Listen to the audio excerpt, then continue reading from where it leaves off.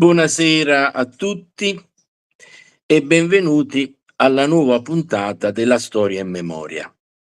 Il titolo di questa sera è Nuovi tormenti e nuovi tormentati, Pasquale Villari e il popolo napoletano.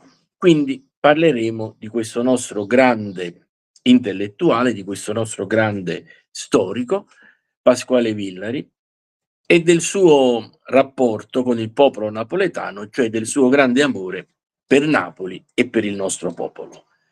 Questo è quello di cui parleremo, ma ovviamente il discorso sarebbe lunghissimo, sarà appena un inizio, un incipit, per poi riprendere l'argomento in altre occasioni. Adesso però vorrei mandare la sigla e poi dopo entriamo in media res nel tema della serata.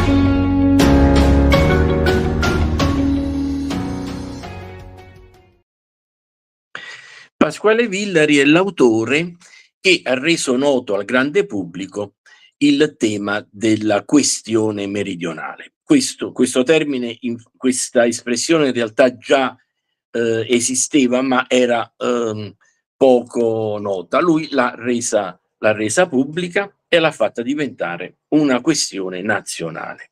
Tutto questo succede nel 1875 con le famosissime lettere meridionali, un testo di denuncia che penso tutti i meridionali e veramente tutti gli italiani dovrebbero leggere. Nelle lettere meridionali lui racconta tutto quello che è stato fatto al nostro sud.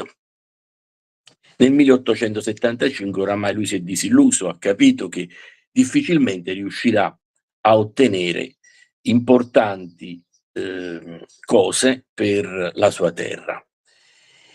La storia letteraria di Pasquale Villari quindi ha questo grosso capitolo che è costituito dalle lettere meridionali, ma si sviluppa la storia letteraria di Pasquale Villari per quanto riguarda Napoli, ovviamente, non per quanto riguarda la sua attività di storico, attraverso tutta una serie di saggi che sono numerosi, sono distanti tra loro a volte anche pochi anni, e nel mio libro c'è l'elenco completo di tutti i saggi di Pasquale Villari.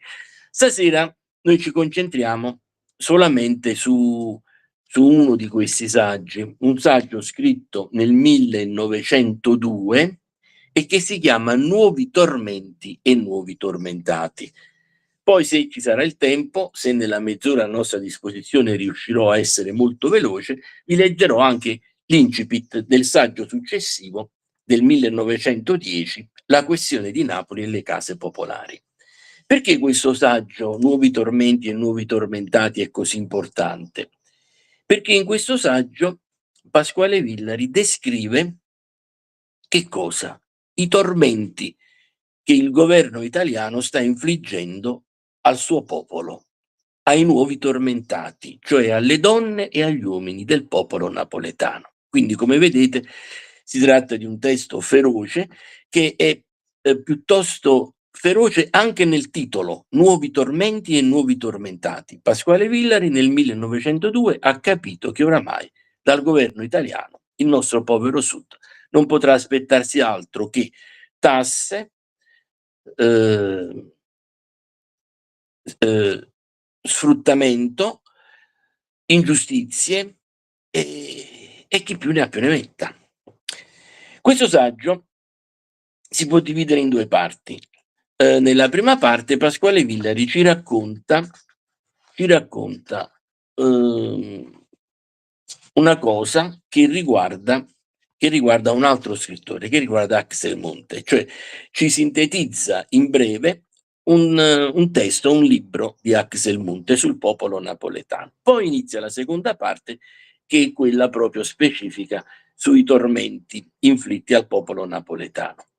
La prima parte è molto significativa perché, Pasquale Villari si ritrova tra le mani il libro di un giovane medico che ha scelto Napoli come sua città d'adozione, un giovane medico svedese che faceva parte dell'alta nobiltà svedese ed era anche ricchissimo, si chiamava Axel Munthe. La autobiografia di Axel Munthe è molto nota, il San Michele si chiama. Ehm, Axel Munthe quindi, scelse Napoli, si innamorò di Napoli, del popolo napoletano, diede tutto se stesso per questa città. A un certo punto, nel 1902, capita tra le mani di, Pasquale Villari un libro scritto da Axel Munthe e lui allora inizia questo suo saggio facendo una sintesi di questo libro. Ci racconta quello che Axel Munthe dice nel suo libro. E cosa succede? Succede che, i nuovi tormentati erano le donne e gli uomini del popolo napoletano. I nuovi tormenti sono quelli che il governo italiano infligge a Napoli e ai napoletani, e i nuovi tormentati sono i napoletani. Nuovi tormenti e nuovi tormentati. Però il saggio inizia con questo bellissimo incontro, molto profondo, di grande spessore, tra, Pasquale Villari e Axel Munthe, che in quel momento probabilmente ancora non si conoscevano di persona. Però ecco cosa scrive, Pasquale Villari raccontandoci il testo di Axel Munthe. Molte volte, ripensando a quello che scrissi in difesa della più misera plebe napoletana, su cui tanti gettano le loro pietre, ho detto a me stesso: forse m'inganno. Nato a Napoli, non so persuadermi d'essere venuto al mondo e di essere cresciuto in mezzo a tanto degrado, e vado cercando fra quella gente ciò che non c'è, e a forza di sofismi finisco col persuadermi d'averlo trovato. Pasquale Villari amava moltissimo il popolo napoletano e aveva una grande considerazione del popolo napoletano, lo considerava un popolo buono, generoso, però era un po' solo in questa posizione. È possibile che io solo abbia ragione contro tanti che fanno di essa, popolazione napoletana, un così severo giudizio? E perciò, quando nello scorso inverno una gentile signora mi dette il libro d'un medico svedese che discorreva dei poveri di Napoli, io cominciai subito a leggerlo. Il dottor Axel Munthe, che ne è l'autore, veniva in sostanza alle mie stesse conclusioni. Che ragioni poteva avere di illudersi o di ingannarsi? Egli non era un turista venuto tra noi per guardare, disprezzare e sentenziare. Ha vissuto molto tempo nel nostro paese, conosce bene l'italiano e parla il dialetto napoletano. Axel Munthe si era napoletanizzato. Tra l'altro, lo dico adesso, perché adesso mi viene in mente, l'abitazione di Axel Munthe era ad Anacapri, dove questo ricchissimo, come vi ho detto, ricchissimo, svedese, ha costruito una villa che è un vero e proprio tesoro e che invito tutti quanti ad andare a visitare perché, è un capolavoro. Non solo sono preziosissime le cose che stanno in questa villa, ma proprio il contesto, l'ambiente è molto, molto pregevole. Non è solo un medico ed un acuto osservatore, ma anche un filantropo ed un artista.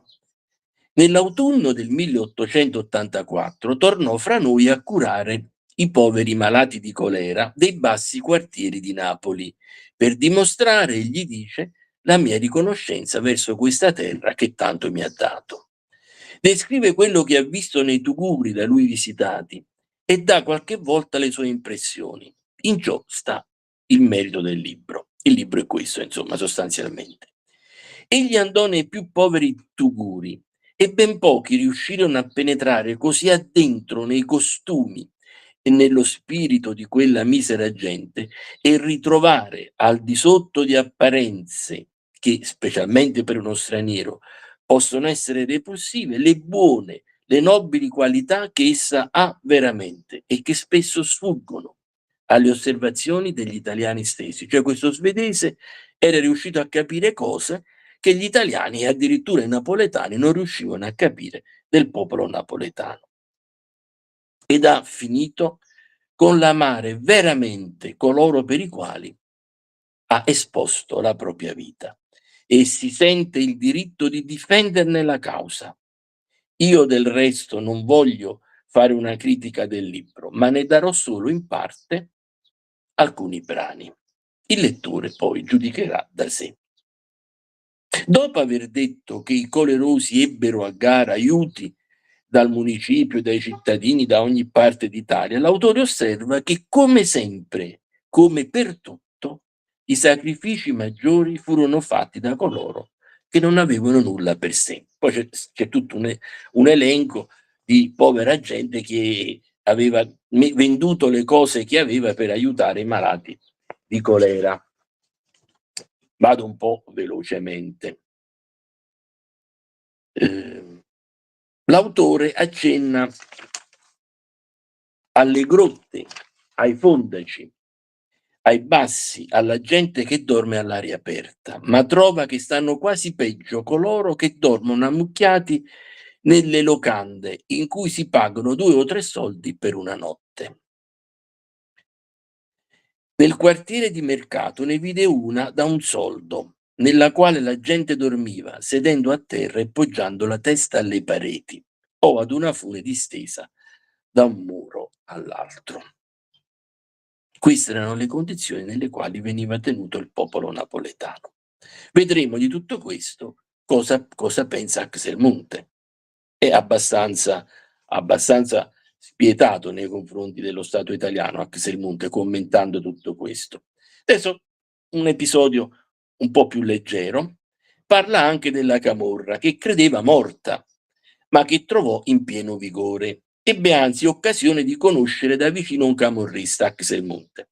Ebbe l'opportunità di conoscere un camorrista, Don Salvatore Trapanese, a cui salvò la figlia malata di colera. E per dimostrare la sua riconoscenza, Don Salvatore disse che da allora in poi la sua vita, il suo coltello erano a disposizione del dottore e gli indicò un solachianello, un ciabattino, che avrebbe sempre saputo dove trovarlo. Da quel giorno il dottore s'accorse d'un'insolita deferenza che tutti avevano per lui, nelle strade, nelle botteghe, nelle bettole e nelle case del quartiere.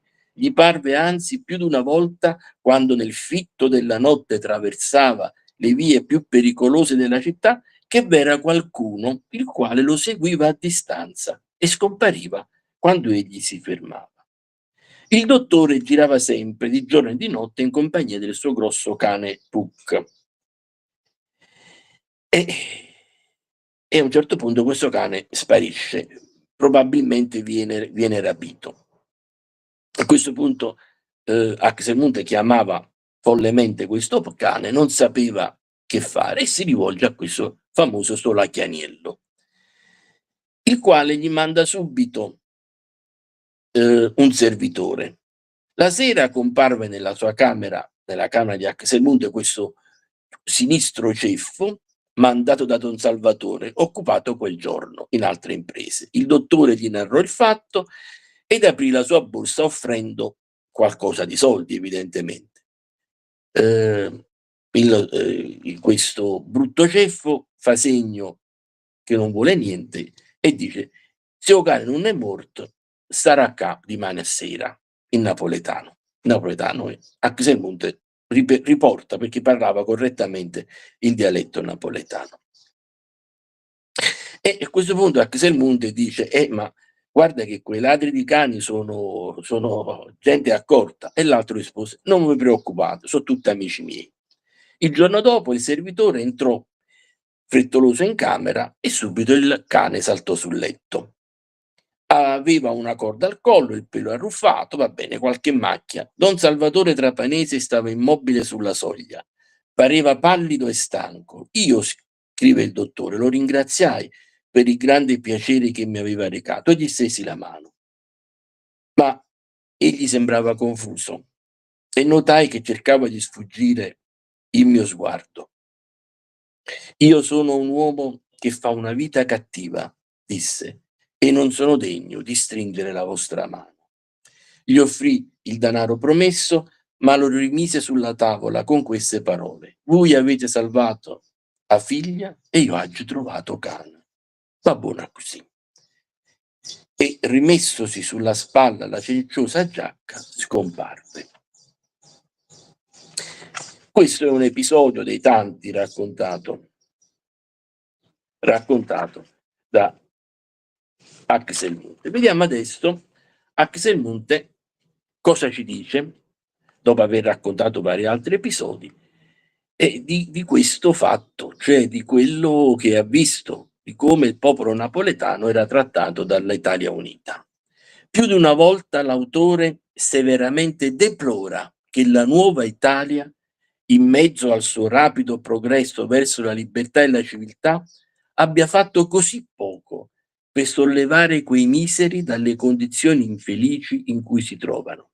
E ripete che nonostante la lunga oppressione cui sono andati soggetti, essi hanno pure delle qualità fisiche e morali che appariscono come un'eredità ideale tramandata dai greci e dai romani. Queste sono le parole di Axel Munthe. In mezzo a tanta degradazione, gli dice, i vostri occhi cadono qualche volta su donne che sembrano modelli di antiche cariatidi, su giovanotti i quali vi mostrano tutta l'eleganza dell'antino. Né è raro il caso di vedere un lazzarone avvolgersi nei suoi cenci come Cesare si avvolse nel suo mantello quando cadde ai piedi della statua di Pompeo. Ricordatevi che questo popolo seppe pure insorgere e difendersi con valore quando le pietre erano sue uniche armi e che in mezzo ai suoi molti difetti mostra segni di una nobiltà e magnanimità che ricorda giorni di passata grandezza. È come se uno si trovasse nel foro romano, dove tra le volgari e insignificanti abitazioni moderne sorgono le colonne di antichi templi in rovina e gli archi imperiali di trionfo.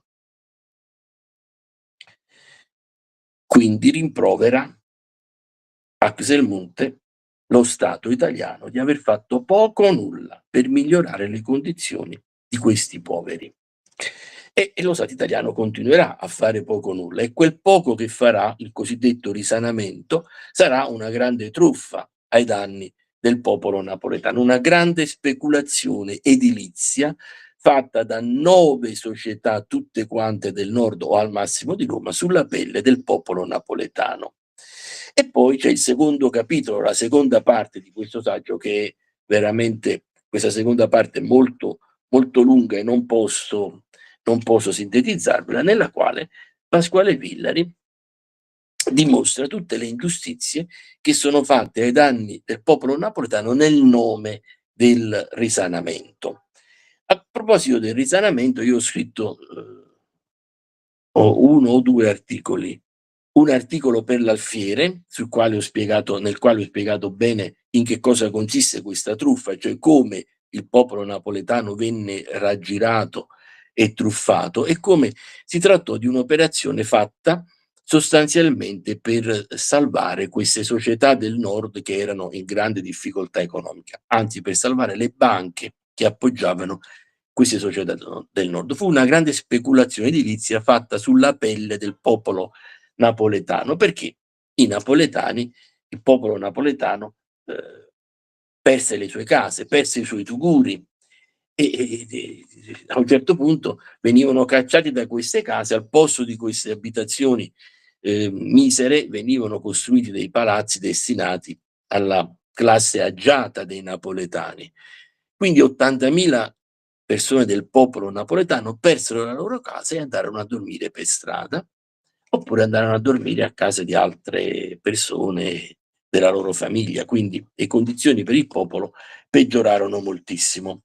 Non mi voglio avventurare in questo discorso perché, il tempo è tiranno e se inizio questo discorso, non la finiamo più, però vi invito o a scaricarvi da internet questo saggio, Nuovi tormenti e nuovi tormentati, e a leggere l'elenco di tutti gli inganni fatti, sotto il nome del risanamento ai danni del popolo napoletano, oppure potete leggere, il capitolo dedicato al risanamento sul mio libro, oppure gli articoli che ho scritto per l'Alfiere. Insomma, c'è un'ampia scelta. Pasquale Villari, come ho detto all'inizio, fa diventare nota l'espressione, questione meridionale. Quindi è generalmente considerato come il primo vero meridionalista.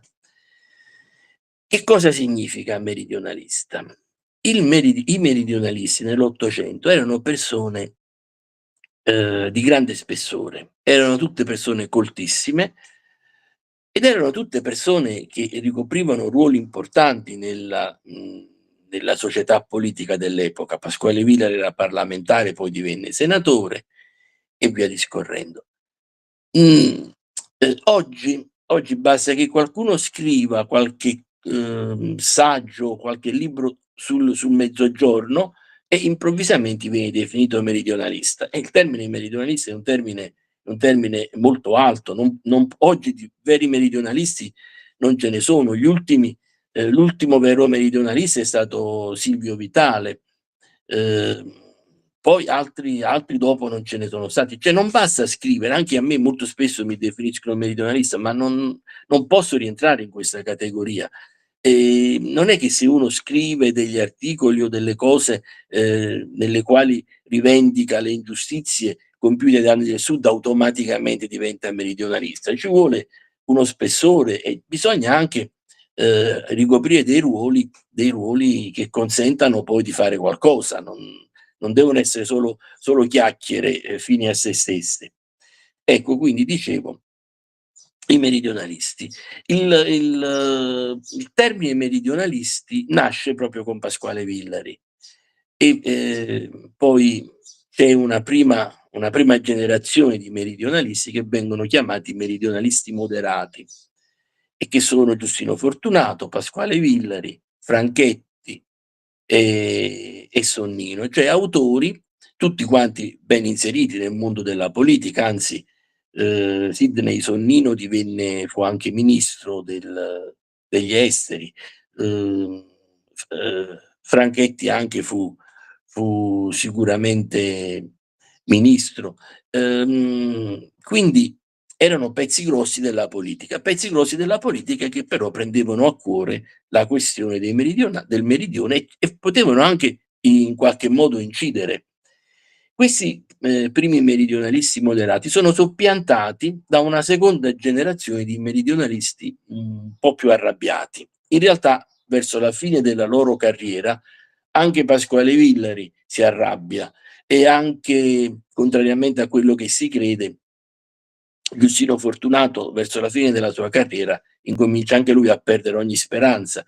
I meridionalisti moderati, pensavano di poter ottenere delle cose dal governo, dallo Stato italiano, dall'interno, cioè presentando delle leggi in Parlamento, facendo delle conferenze in giro per l'Italia raccontando i fatti, cioè con le buone, con il ragionamento. Questa cosa si dimostrò impossibile, non si verificava e quindi si ebbe una seconda generazione di meridionalisti che invece andavano in Parlamento a Roma e battevano i pugni sul tavolo. Questa seconda generazione è rappresentata da Nitti. Nitti è il più importante di questa di questa seconda generazione, uno che veramente ha fatto tantissimo per il Sud. Ma c'era anche Antonio De Viti De Marco, un economista arrabbiatissimo, che quasi invitava il Meridione alla rivolta. Poi c'era Ettore Ciccotti, Napoleone Colaianni, abbastanza nutrita questa seconda generazione di meridionalisti, ma poi nasce una terza generazione, i meridionalisti rivoluzionari, cioè quelli che dicono: signori, con le buone non siete riusciti a ottenere niente, battendo i pugni sul tavolo siete riusciti a ottenere qualcosa, ma niente di che. A questo punto non ci resta che la rivoluzione. I meridionalisti rivoluzionari sono sostanzialmente due, Gramsci e Guido Dorso, proprio i quali a un certo punto dicono basta, dobbiamo solamente scendere in piazza, unire le forze di tutti gli oppressi d'Italia e fare qualcosa di importante. Tra i meridionalisti arrabbiati ho dimenticato Girolamo Giusto, che era il più arrabbiato di tutti. Adesso vi ho detto quindi che questo risanamento fu una grande truffa ai danni del popolo napoletano. C'è un altro saggio nel 1910 di Pasquale Villari, La questione di Napoli e le case popolari. Vi leggo l'incipit di questo saggio, che è un po' una sintesi di queste cose che ho detto a proposito del risanamento, ma vi invito ad approfondire.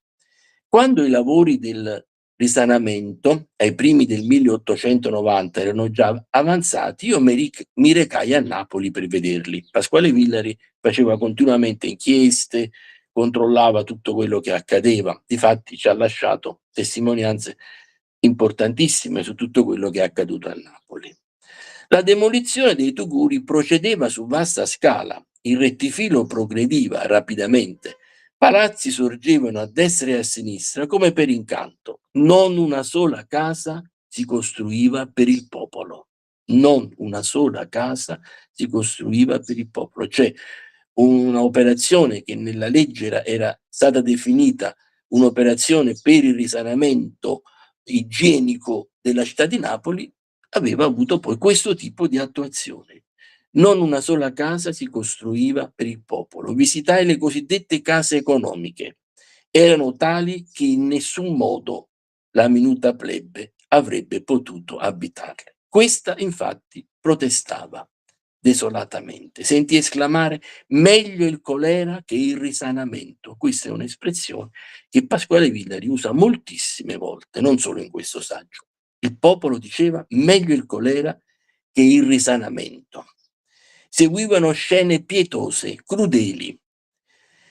La società assuntrice dei lavori espropriava i tuguri, espropriava queste case popolari e ne ordinava lo sfratto. Ma dove andare? La gente non si muoveva, dove dovevano andare? Mica avevano un'altra casa. Per costringerla si ricorse al partito di portar via gli usci delle porte e delle finestre. Non valse a nulla, cioè si diceva: leviamo le porte, leviamo le finestre, questi rimangono in mezzo all'aria, in mezzo al vento e se ne devono andare. Neanche se ne andavano. Visitai alcune di quelle case e vi trovai donne a letto con la febbre, malate di tifo o di polmonite, che stavano come all'aria aperta, senza finestre e senza porte, esposte al vento ed alla pioggia. Si pensò allora, dopo aver costretto le persone a sloggiare,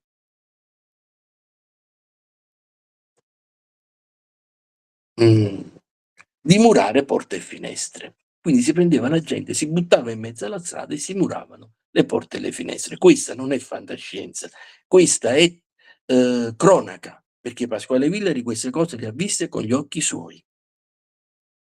Il giorno seguente o la notte, questa povera gente faceva un buco nel tetto o un buco dentro a queste pareti e rientrava nelle sue case. E che dovevano fare?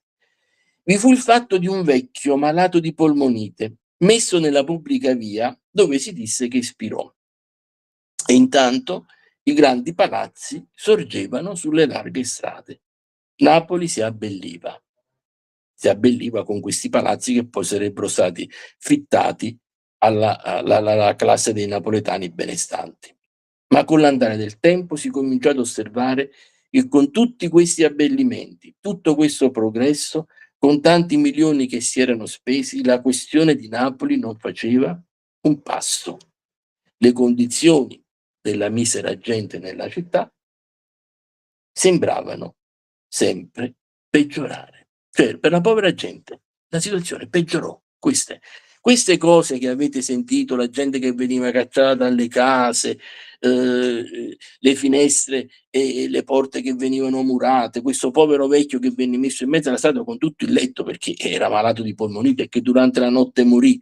Queste cose non sono cose che sono state fatte chissà a chi, sono cose che sono state fatte ai nostri nonni. Cioè mia nonna in quel periodo, aveva l'età perché potesse subire questo tipo di di ingiurie, perché io non so come definire diversamente queste cose. Queste sono cose che sono state fatte veramente. La storia ci racconta queste cose. Io non so come si possa fare oggi a fingere che tutto questo non è accaduto, ehm, a a cancellare tutto questo dalla storia. Cioè, gli storici contemporanei ci raccontano di un'Italia meravigliosa che è venuta a Napoli, ci ha portato la civiltà, ci ha portato il progresso, ma quando mai? Le testimonianze scritte dagli autori dell'epoca ci raccontano ben altro. Io vi lascio perché so che il nostro regista Donato Rinaldi ha un impegno molto importante e che deve liberarsi per tempo, ma vi assicuro che, di questi argomenti potrei parlarvi per molte ore, forse anche fino a domani mattina. Vi saluto e alla prossima.